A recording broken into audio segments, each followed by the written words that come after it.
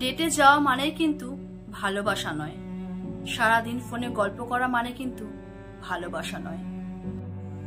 আমার মতে ভালোবাসা মানে যে তোমার সব থেকে খারাপ সময়টা দেখেও তোমার পাশে থাকবে, তাও তোমাকে ভালোবাসবে একইভাবে। আমার মতে ভালোবাসা মানে যে তোমাকে যত্ন করে নিজের কাছে আগলে রাখবে, এক সেকেন্ডের জন্য তোমাকে হারাতে চাইবে না। আমরা তো মানুষ মাত্রই ভুল হয়, কিন্তু সত্যি ভালোবাসার মানে যে নিজের ভুলটা শুধরে নিয়ে তোমার কাছে থাকবে, তারপরেও তোমাকে ভালোবাসবে, বা তোমার ভুল হয়েছে জেনেও তোমাকে ভালোবাসবে।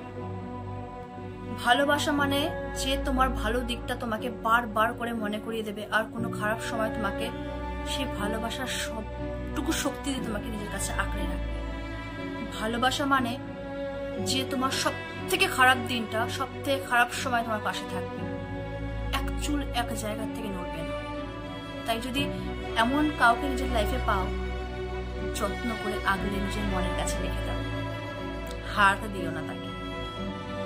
ভালোবাসার তো কোনো গুণাবলী হয় না, আর ভালোবাসা জোর করেও হয় না।